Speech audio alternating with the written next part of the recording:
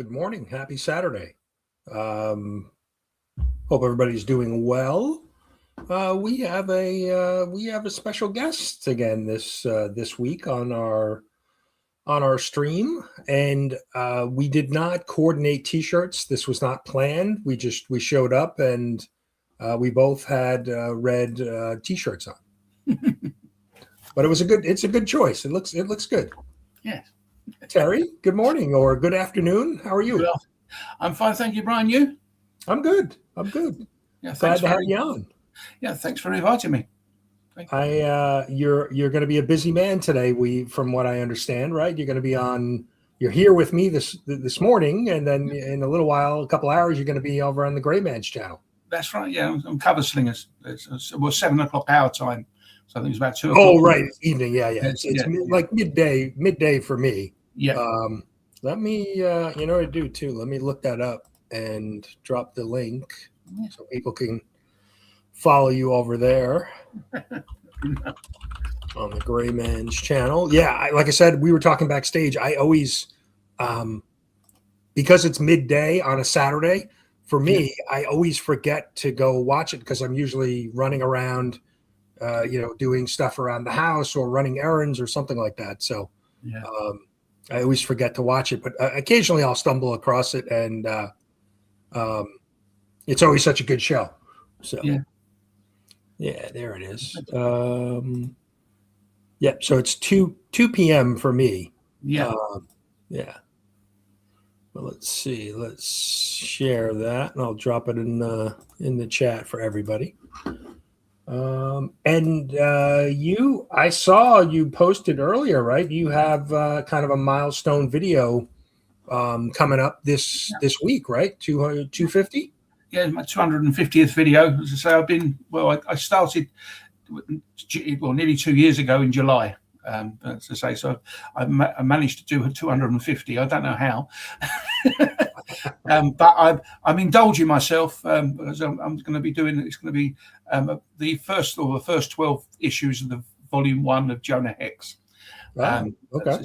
I thought I'd indulge myself because the last I've had sort of 5 Jonah Hex / Scalp Hunter videos. They've all done reasonably well. But I don't know whether sort of Jonah Hex is not quite so popular. And of course, there's a new series coming out. Well, they advertised it in December that there's going to be a new series of with the DC new all online, whatever the hell they call it all now. And there was going to be a new Jonah Hex book come out, but I've yet to see it. I don't know when. When they're talking about in 2026, possibly December more. But just it's going to be a digital, not a physical.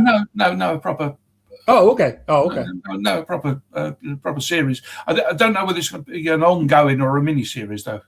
Okay. But there's a good amount of Jonah Hex fans. I know a lot of people in the community collect Jonah Hex. So yeah, that'll be good to see. Let's check in with the chat. Say good morning to everybody with us. Mark is here. Good morning, Mark. Justin is here. Yes, I agree. Agent at Camp, good morning. JSS is here. I'm going to see JSS in about 2 weeks. We'll be at Heroes Con. So looking forward to that. Sequential, good morning. Dope is here. Good morning, Dope. David's here, Just Your Average Geeks. Good morning. There's the link for Cover Slingers this afternoon, so definitely go check that out.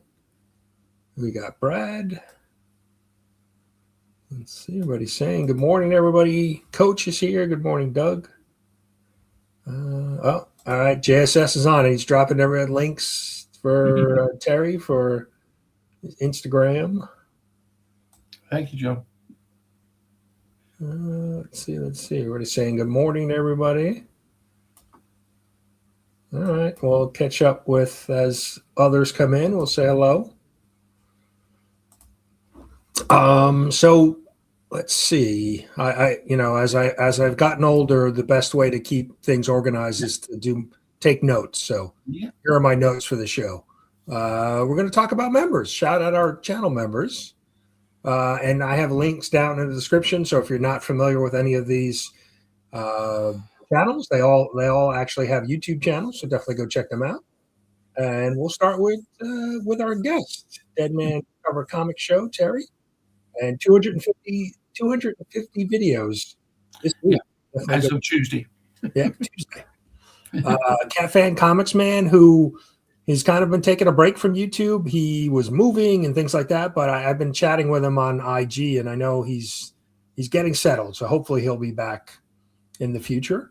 You got Bruce, Kingdom of Nerds, Raph, Retro Comics, Naman, Comic Bookworm, who just kind of, I don't know, I think he wrapped up AAPI month. He had a big interview with Master Kim, one of the, which he could possibly want to be one of the first Asian comic book artists in the United States. So he just did an interview on Wednesday, I think, Wednesday or Thursday. Definitely go check that out. Still only 35 cents. Dave, he'll be at Heroes Con. Philtastic Comics and Art. Matt Likes Comics. Mr. McGroovy. Where is Paul? Anachronic Comics, Joe. Pop House with Animal. Dave's Ideas and Creations. I got to look. Dave just dropped the video last night. I saw the thumbnail. It looks like he's hunting a Hulk 1. So I got to go check that video out. I haven't watched it yet. Jimmy G, Comic Guy, Sleepy Reader, Damien, and JSS Brooklyn.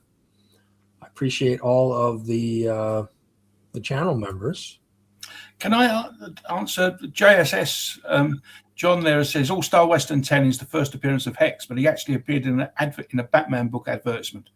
He also was he was also in the advertisement in Action Comics 407 as well, as I found out when I did my last video, when I was looking through, because I did tell Casino Comics Mike, because he's written like that, and he didn't know about that one.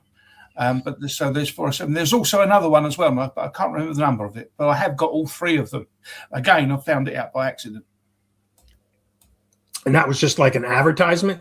Yeah, just an advert. Just an advert.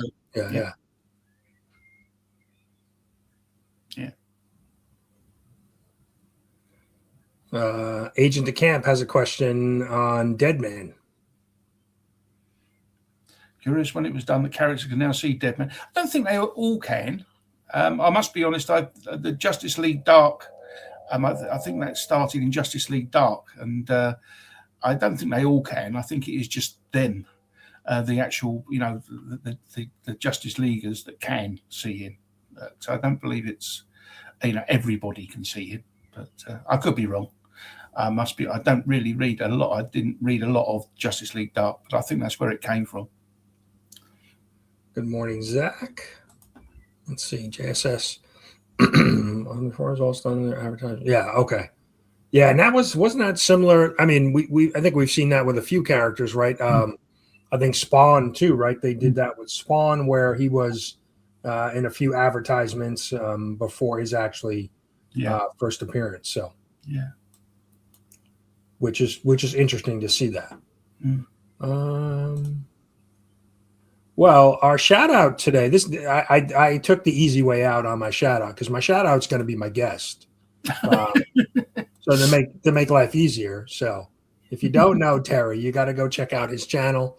Like I said, 250, right? Well, we're at 249, but on Tuesday he's premiering his 250th video. So definitely go check that out. And the thing about Terry's videos is that his T-shirt usually matches the theme of the video, so you gotta watch for the different T-shirt changes throughout the videos, and then all of the your recent videos too, all of the different editing that you've been doing, adding all of the creators and you can see it in your thumbnails, all of the different creators in the who are involved with the comics that you're showing off. So, but that was really good to see, because a lot of times we don't see the faces of the creators, right?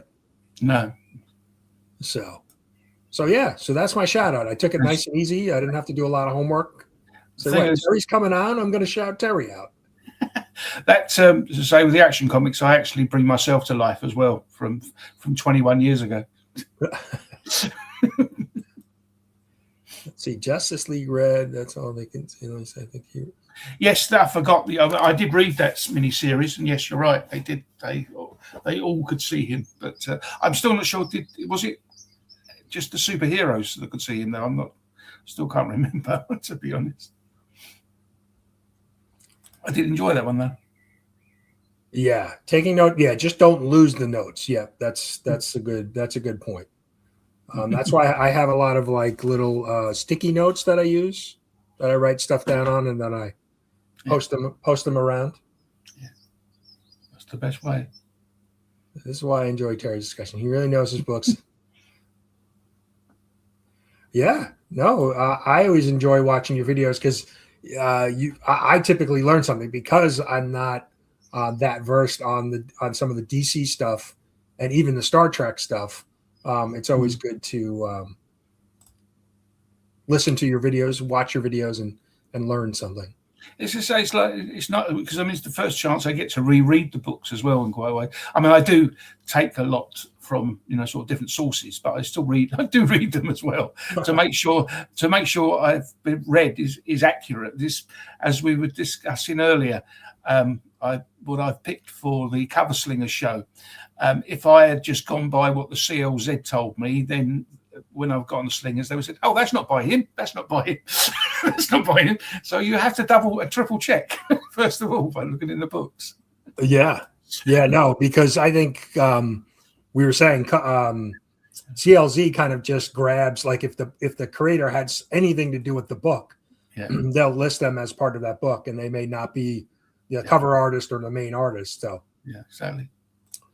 But yeah, I'll drop that link again for anybody joined us late. Terry's going to be hanging out on Cover Slingers later today with Gray Man and crew. Usually Roger's on there. There's usually a good group on the Gray Man's channel. Big O's on there. I'm not sure who's missing. The reason that I was asked, to be honest, I assume there's stuff I'm missing. It may be Metarog. I'm not sure. I don't know, Roger. Okay. I think it might be Roger that was missing. I'm not sure. Good morning, Jason. Let's see. So I had a little bit of a milestone this week. We hit 3,000 subscribers. So congratulations. Thank you to that. I had a video 2 weeks ago talking about selling your comic book collection, which went bonkers. It's almost at 10,000 views. Brilliant. And it brought in a lot of new subscribers to my channel. So I'm looking probably the end of June. We'll do the 3,000 subscriber. We're going to do a giveaway. Actually, I don't even know what I'm going to give away yet. I'm going to probably pick up some books at Heroes Con to do for the giveaway. So I got to kind of figure out what I want to give away. I have a couple mystery boxes that I had picked up that we'll give away, and then I'm probably going to pick up. I'm not sure what I got to pick up. So if anybody has any ideas in the chat, what do you think makes a good giveaway? I always sometimes I think it's a good giveaway, and it's a book that I enjoy, and maybe others may not. So I'm probably just going to pick up some key books, something that would be a key book, and if somebody wants to keep it or resell it or do what they want with it, they can. But that was my thought process. Maybe just like a key book to pick up. Usually nice, pretty girl covers usually go down well, don't they? Yeah, that's not a bad idea. Yeah, something good to look at, right? Yeah, that's what I was thinking. I was thinking Spider-Man, but I'm like, well, I know I would like that, but that doesn't mean that everybody else would like that. So, now, what if you can pick out a Daredevil ¡1 and then I'll see if I can win. Yeah, well, that's what I said. I was like, if I pick up some type of key book, then at least it will, it'll go over. So, but yeah, I was pleasantly surprised. I was just over 2,900 just a couple of weeks ago, and then, like I said, that video performed really well and brought in a lot of new, watchers, viewers to that video, and then subscribers to the channel. So, I was really happy about that. I was. I figured I'd get there at some point in the future, but I didn't think it would happen that quickly. So I'm probably going to do, just looking at the calendar, because the weekend of the 13th will be at Heroes Con, so I won't be live here. And then on the 19th of June, we're doing for the CBC Awards, we have a video premiering all of the categories for this year's awards. So I'll probably do the giveaway at the end of June on the 27th, which is the last Saturday of June. We'll be one, and we'll do it right here on the Saturday Morning Comics. We'll do the giveaway and stuff there. So, yeah. So, yeah, I agree with Jason. It was those last several that you've had, where you've just been discussing the ins and outs of the comic, fandom, if you like, kind of thing, have all been very, very good. Well, yeah, thank you. I just, there's a couple of ideas that I had kicked around, and what's been interesting with the selling your comic collection video is there's been a lot of shop owners that have been commenting, and a couple like long-term collectors trying to figure out what they're going to do with their collection. So it's been an interesting discussion in the comments to see the different real life experience that people have been having out there. So. Yeah. Joe's here. Good morning, Joe. Let me see. So yeah, so we'll I'll be picking some books up at maybe I'll talk to JSS at Heroes Con, and he can let me know what he think would be some good giveaway books to pick up. So yeah. But yeah, so we'll have more information on that as we get closer to that, and once I know what the prizes are going to be, then I can let everybody know. Jeff is here. Good morning, Jeff. Queens from New Jersey on a Saturday. Yeah, driving anywhere in New York City, or into Queens. Yeah, it's never fun. There's never a good time to drive through New York City. So.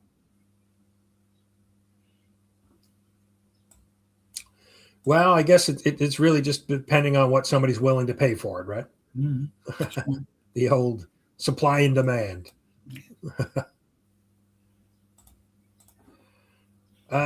Terry, did you? I know we kind of kept it informal, but did you have any books that you wanted to show? I know you pulled some books for Cover Slingers, but was there anything else that you...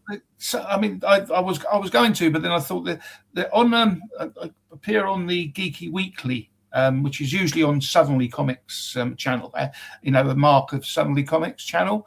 He's been away. He's been holidaying in Spain for the last month.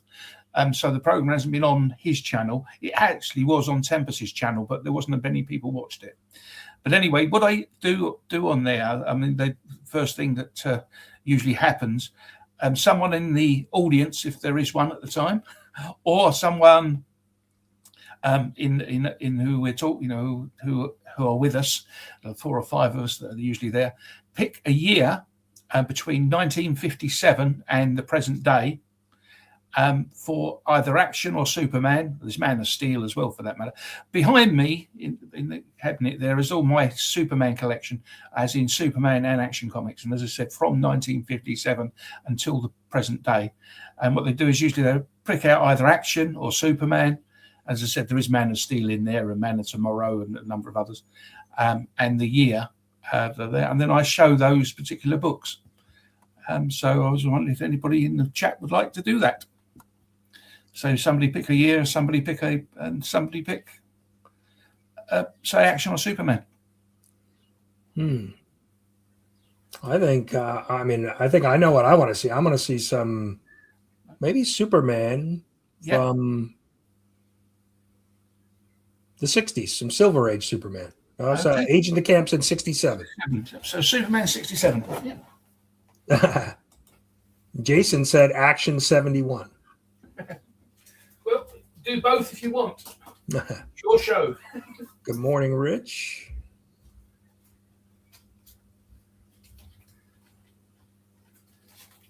All right. Yeah, we got a lot of action too. Yeah. Yeah. I mean, can you go wrong with either? I mean, I don't think so. Right, we'll start with Superman then. And I like to read the covers out. They seem to enjoy that. There you go.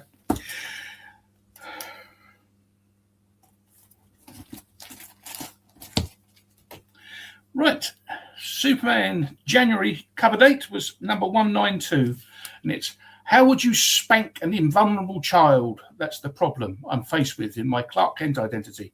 After I lose my Superman powers, marry Lois Lane, and become the father of Clark Kent's super brat. That's a great cover. And there was a February cover date, the annual this particular year, or the 80-page giant this particular year, 193, the greatest super stories published during the last 28 years.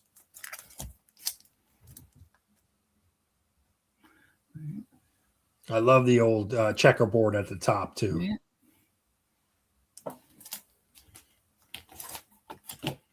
And then we have another imaginary story, even though they're all imaginary, aren't they? You carved a beautiful memorial to Mum, son. She'll never be forgotten as long as the member of the Superman family is alive. Featuring the greatest imaginary story of them all, the death of Lois Lane.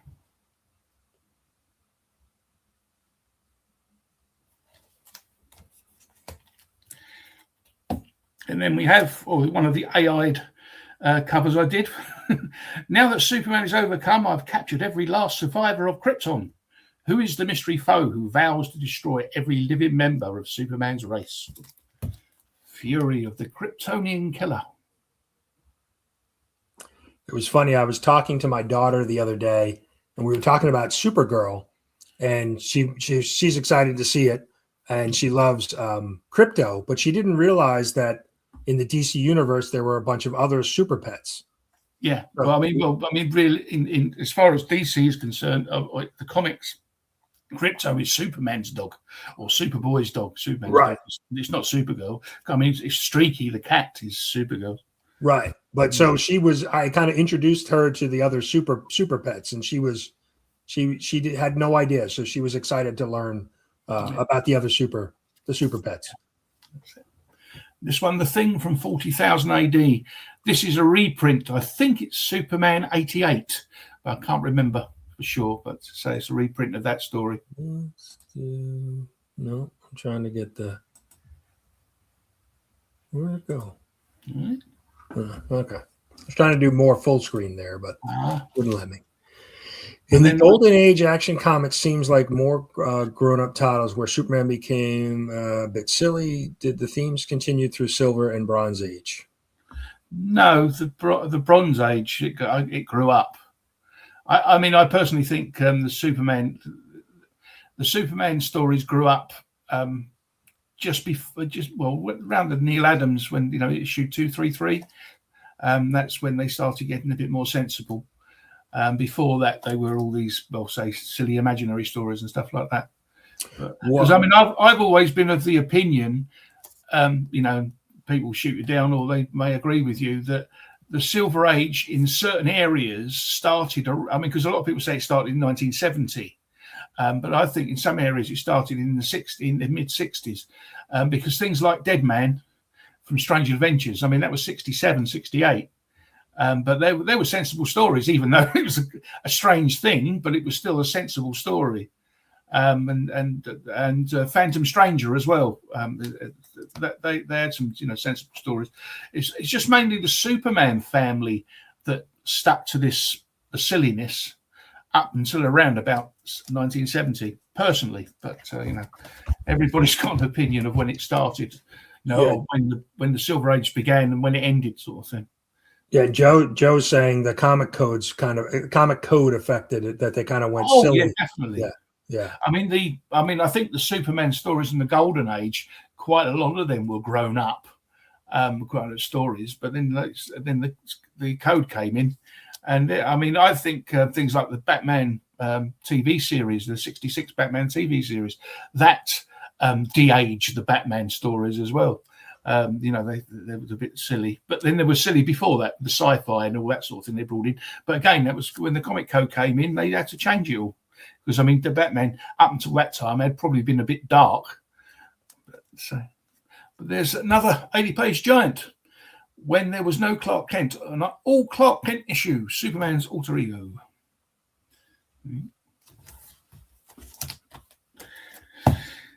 Then we have, you aren't half as shocked as Superman is to meet the real Clark Kent. You kept the real Clark Kent locked up long enough, Superman. Now my X-ray gun will expose your phony secret identity to the world. Yes, it definitely was, Joe. I totally agree with you. That's why, I mean, I've been planning to do the same with my Action and Superman collection. I've got back to 57, which is what I wanted to do. And I would like to do that with Batman. But then the more and more I look at some of those older, early 60s and late 50s Batmans, do I really want to? Because I don't see me ever reading them, And this is one of the more famous covers. Oh, yeah. 199. And this was always one that says, show him up, Flash, and it's coming from the bubble of Batman. But they always believe it was Green Lantern that was saying that. And come on, Superman, you can beat him. Don't know who's that coming from. Could be Hawkman, it could be Wonder Woman, it could be anybody. But yeah, that's one of the more iconic covers. Yeah, great cover. And then we have an anniversary cover. Of course, another imaginary story. You win Nor-El by defeating your brother Kal-El. You've gained the right to wear this uniform. From now on, you'll be Earth's Superman. Another one of those wonderful imaginary stories. So JSS saying that there's some buzz about Supergirl that it may not be maybe in trouble as far as, I guess, box office. I kind of thought that because of the theme, because she's kind of drinking and partying, like that it would miss the target of like younger, teenage girls. And I don't know what the rating is on it. So I wonder if that's gonna hurt them. Because they're basing it on the 8-issue miniseries, Supergirl or Superwoman or whatever I can't remember the damn title of it now, but and that was she was celebrating her 21st birthday, right? And she did go to a planet with red sun so that she could get drunk. She was partying, and it does party through it. And the story does relate to crypto. The only difference in the story in the comic and the film is the Lobo's not in it. Oh, right. Okay. Let's say Lobo's in the film, but he wasn't in the comic.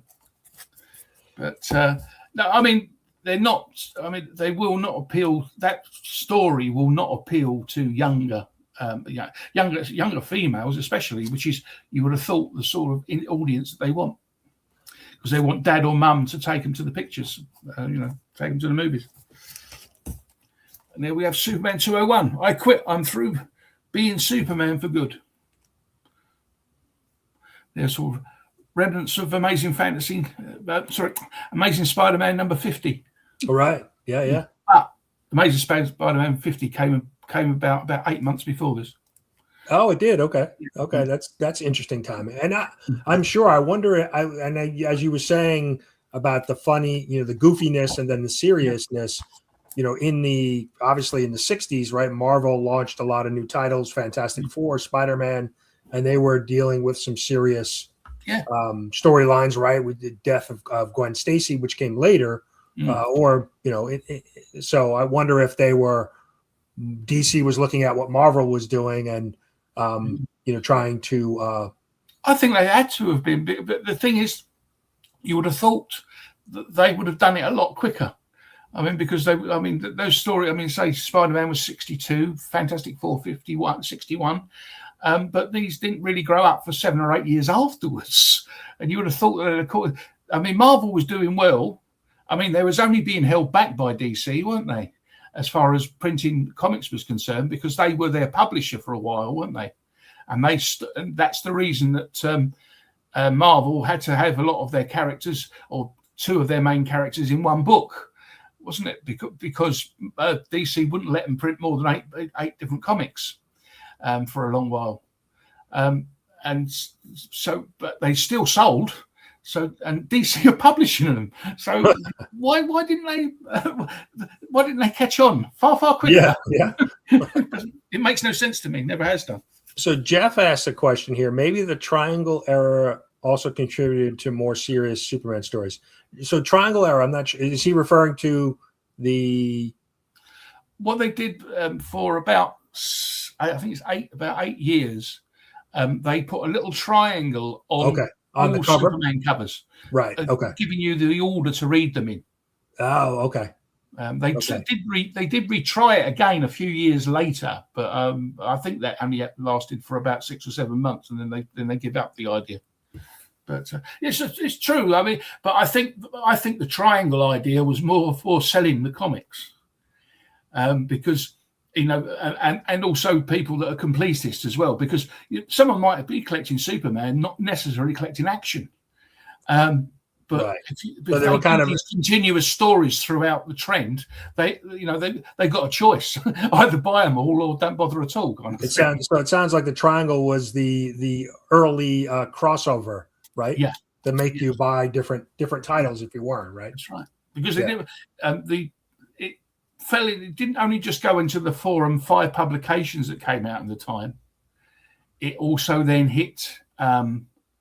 It also was in like specials and different things. So sometimes you think you're missing one, so you go searching for it as such because you didn't. Realize Jeff asked then. So how do you file them in the from the triangle era? Do you just all of mine are just filed in years. I just do action Superman in years, and then when it gets up to the time when the Man of Steel was printed, I do that. I do it in years. If I started doing it in numbers, that'd be all over the place.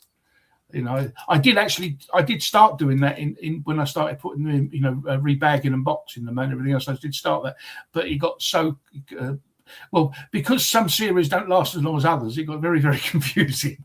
So I thought, no, I'll just put it in years, and that's how I store them. And this year that was picked is the year, the last year, Action 1971 is. This is from my last video, Action 396. I've got this one moving, the AI. Lois is married, Jim is a big wheel, all my friends gone, the world doesn't need me anymore.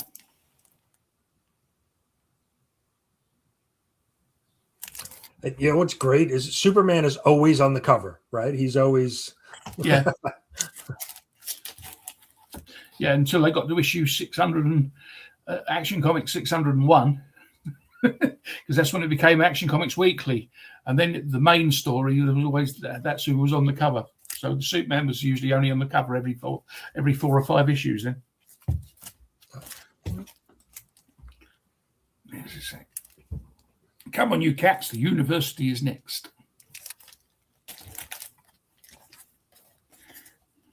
I just bought a set of new bags and balls because every time I do a video, when I pull out the books that I'm using, I rebag and ball them. Oh, that's a good idea. Yeah, do it as I'm doing them. You must die like these 2 Supermen before you. I wasn't able to do it as I didn't have any. But I just got my delivery yesterday of some new bags and balls, so I will be doing that. I'm glad I pulled this one out because that's reminded me. There's number 400. My son, is he man or beast? Like I said, this is the last video I brought out on Tuesday. Superhero becomes supervillain. Invaders go home.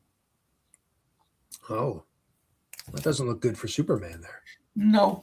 And this is even worse. And this is I highlighted this on the video. This is a 5p copy. Marvel, as you know, used to do pence copies. Well, still do pence copies in the 60s and early 70s, and they predominantly were most of them. You very seldom saw a DC one with a price on it, that was actually properly printed. Okay. This is one of the few. Let's just say this was 5p, which was it still is, a 20th of a pound.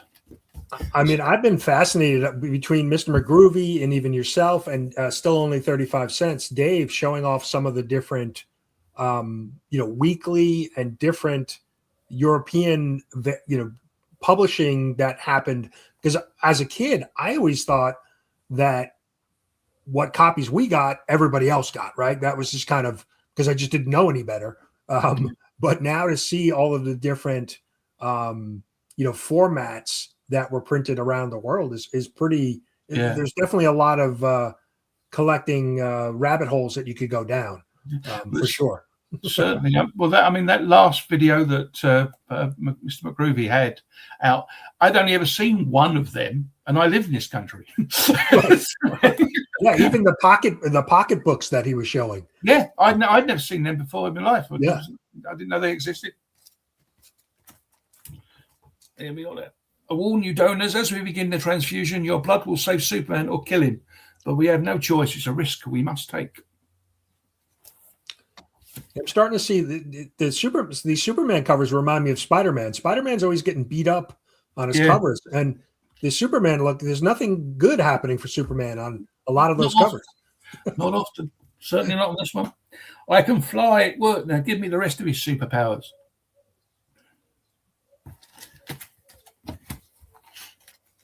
And then the assassin has broken through every one of your traps. Not even you, Superman, can save the president now. Another nice Neil Adams cover. Yeah, he has so many great covers. Yeah. There he is, Clark Kent, the ghost of Superman. But that's impossible. Ghosts don't exist, and I'm Superman. There's another one I AI'd. It didn't come out as I wanted it to. Sometimes with those AI, you can ask it to do the things, and it does exactly what you've asked. And then other times it decides to add its own little bit.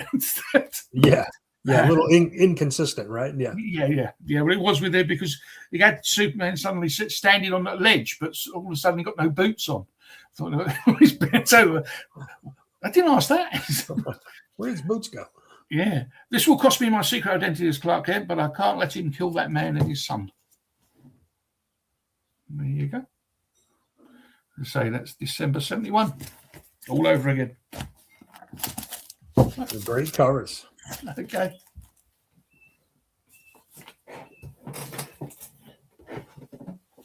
Okay.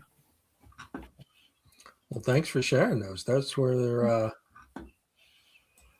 good to see. And I always enjoy seeing books that maybe I haven't seen before, covers I haven't seen before, and then it's just a lot more detail on the covers from the 60s and 70s, Bronze Age and Silver Age, compared to what we see today. It seems like sometimes some of the cover artists are taking some shortcuts. So let's see, Bronze Age Superman can be confusing. The main Superman title, Game Adventures of Superman, volume Superman, and then volume 2 of Superman started at the same time with the number 1 with John Byrne. That's right. I don't know why they did it. I don't know why they changed it. Why they had to sod around and mess around. I don't know why they ever did it. Well, I mean, we have that going on today, right? With Batman, they rebooted the Batman title, but there was still the old volume still going on, right? And I mean, I haven't read it yet, but according to the end of it, it says end of part 1 of Hush 2, and what I can gather, there's going to be a part 2, but in graphic novel form.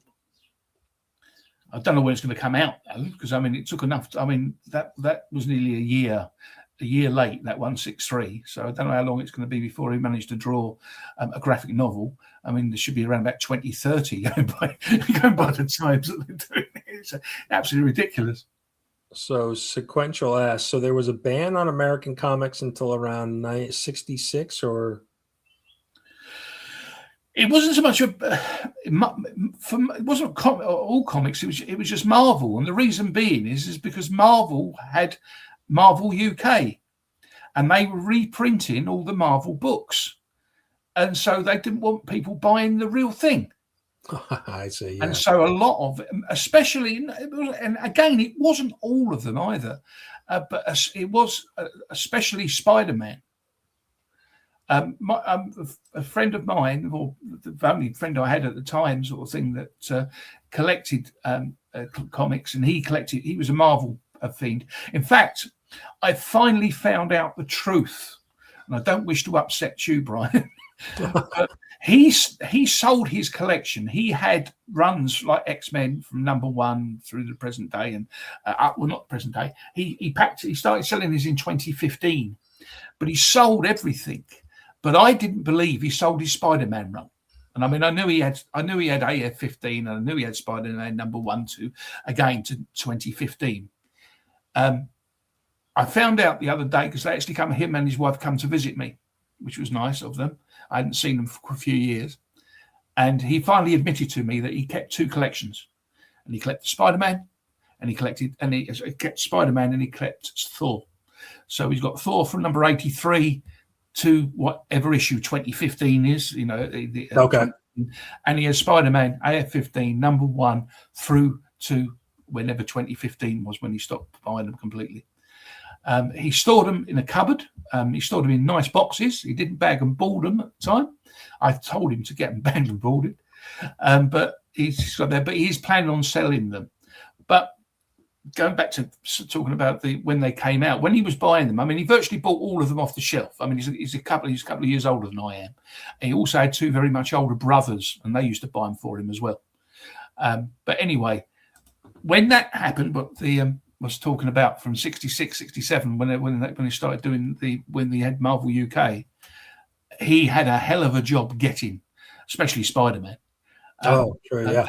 Because they were not distributed over here. Right. And he eventually got them through because we didn't see comic conventions over here until sort of like the sort of early 70s. And then when he was able, there was some American people had come over, American sellers had come over to the conventions, and they had them. And that was the only way he got hold of them. Otherwise he wouldn't have had a complete collection. Because they had so many of them that weren't distributed over here. But it wasn't a ban. I mean, you could still buy. I mean, I could buy DC. That wasn't a problem. DC's they were no problem at all. But watching these YouTube channels as I do with all the different people, from America and Canada, especially, seeing so many of these different books that I've never seen in my life before, and they were coming out at the time I was, I was collecting. But obviously, I've never seen the early 40s and 50s stuff. I've seen the covers of a lot of them, but I haven't. But then again, there's so many different comics. There's thousands, literally, isn't there?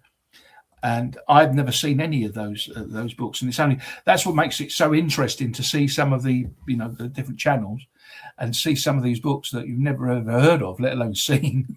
Yeah, because I wonder. Like I used to, when I first started buying books, I would buy them at my convenience store.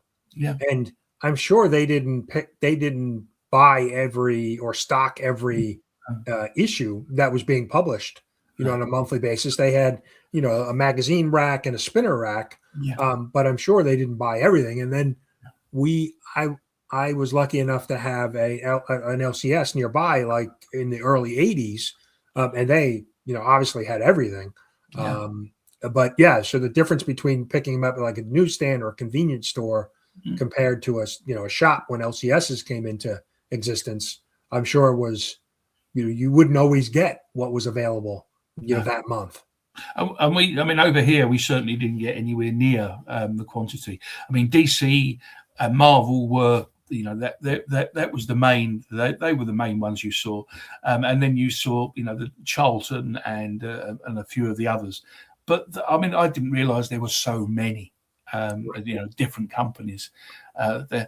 But and even saying that, in a lot of cases, you probably heard this before, but when the American comic book properly, because there have been reprints for years. Other companies, even in the not the 40s so much, not the war years, but in the early 50s anyway, they were reprinting lots of old comic books at Marvel UK, whatever the case may be, but they didn't start coming over here properly until or the cover date November 1959.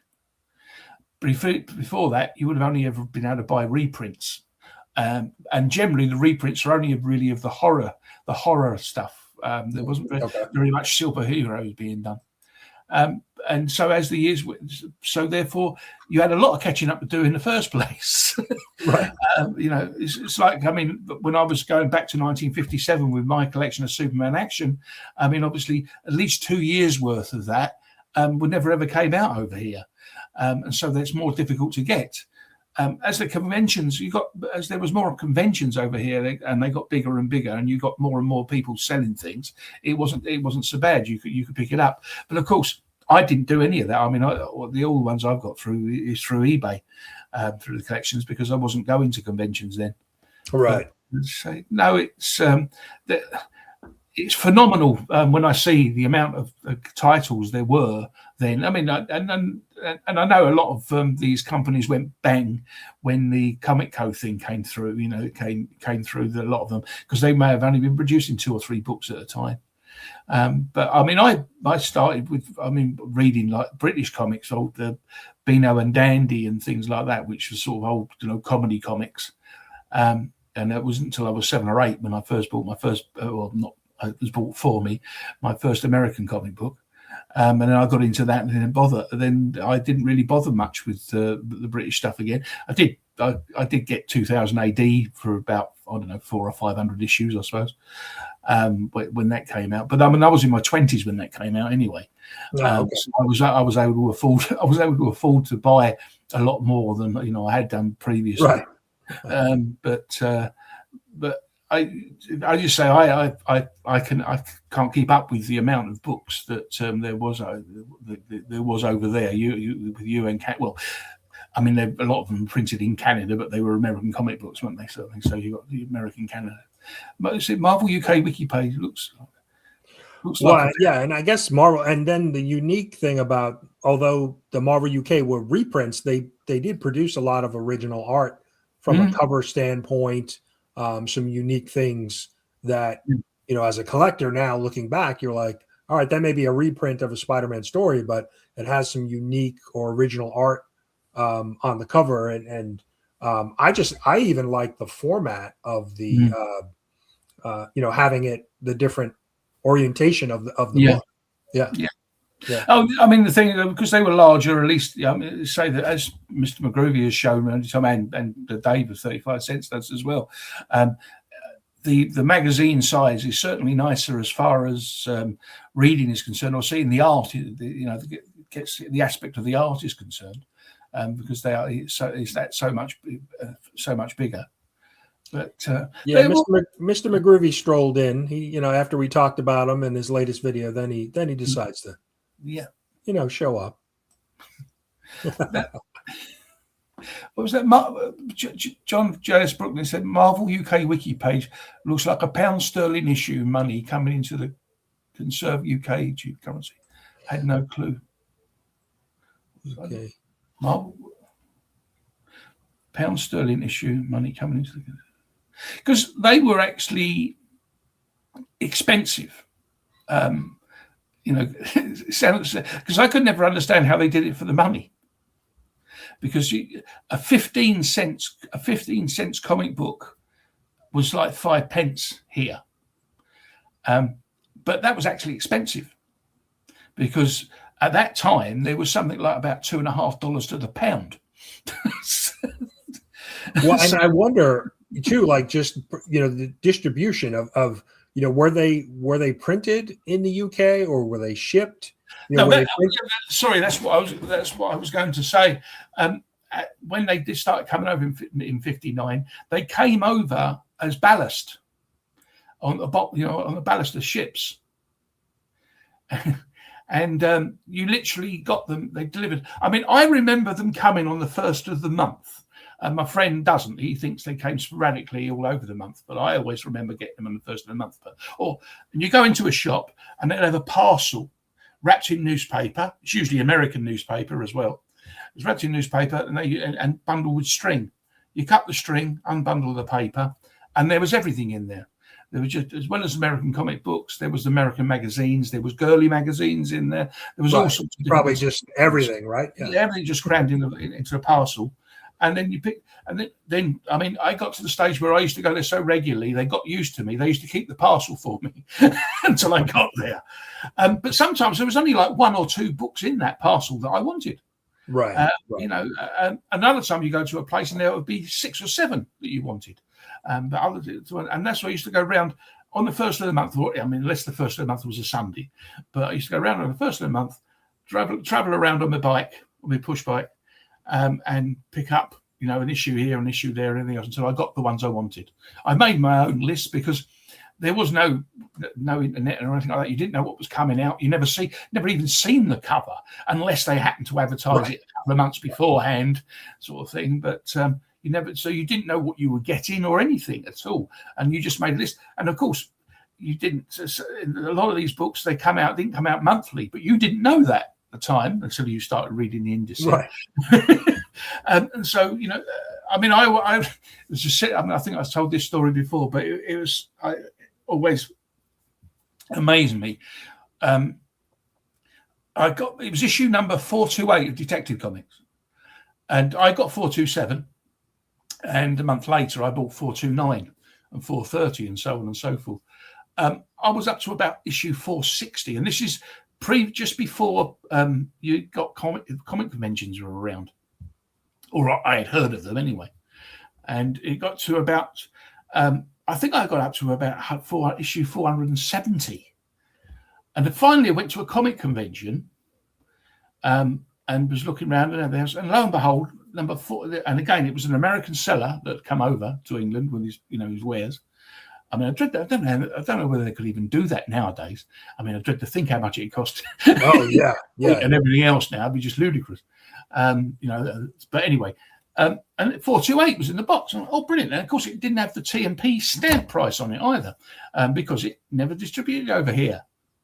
And that was one of the first DC comics I knew of that had never been distributed over here. It happened with Marvel quite regularly, but with DC, it didn't. And that's when I found out, because as I said, there was no internet or anything like that to find out any news about. You had there was a little news magazine called Comics International that you used to read, but it never had the minutiae of what's come out or what hasn't come out in this country and all that. Right. And anyway, I found it, but it was nearly 4 years later, before I actually got that copy. And me being the completest I am, it didn't do me any favors. Yeah, I guess. Why can't I get this book? It's ridiculous. I guess they really weren't worried about the secondary market or collectors, right? They were probably just, we need to sell. What were we selling every month, right?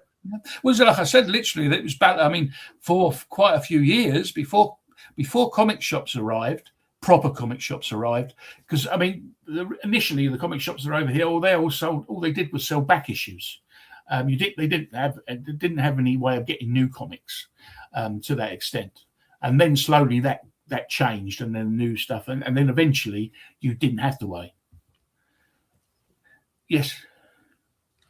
Yes, there has been a heat wave. Yeah, we were talking about the weather backstage earlier. Yeah, right? We've had some hot weather. Yes, and but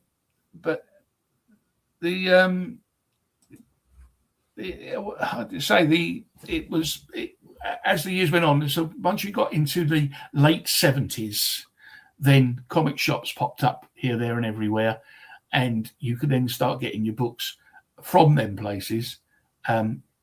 And you were finding out what was coming out, when it was coming out, and all that sort of thing. Right. Up until about then, you were totally in the dark with all of it, because as I said, they used to come over as ballast on ships. They didn't care about it. I mean, sometimes you got them in a condition that, thankfully, because they were usually in the middle of the parcel, they usually were safe. But quite often, they open the parcel up and they get quite a lot of their magazines and stuff like that all been ruined. I'm sure. Yeah. Just wrapped in newspaper with string and thrown on a boat. I'm sure. And that when I first bought books at like I said, the convenience store, 7-Eleven, I had no idea of how frequently things published. I would just go to the store when I had a chance and see if there was anything new. I obviously understood that, right? There was a sequence to the issues because of the numbering, but you never knew when things, was it the third week of the month or the first of the month? Yeah, I had no idea of that. Yeah. That's right. No, so there was no, then say in the early years there was no such thing as like comic, like there is now with Comic Wednesday, because I think it used to be Tuesday, didn't it, over there? A long time Yeah, I think it was ago. Tuesdays. Yeah, things would release on Tuesdays. Yeah.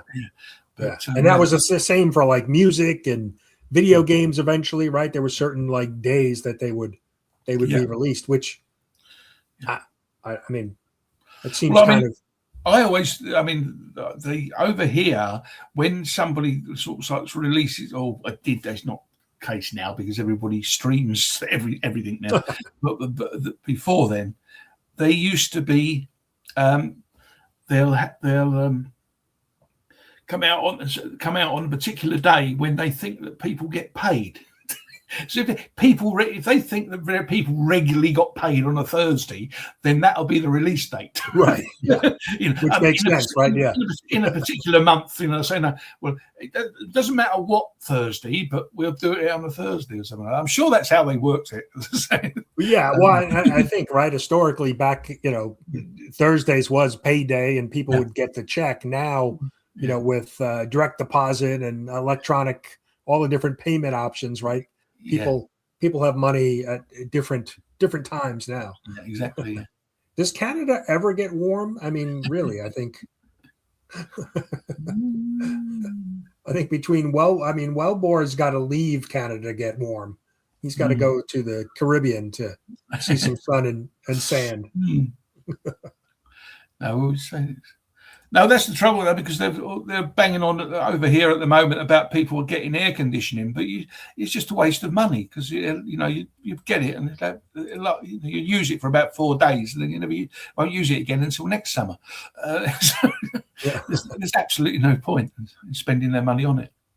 No, right? You probably don't. It's all right. So 2 months of warm. I mean, probably July and August, I guess, right?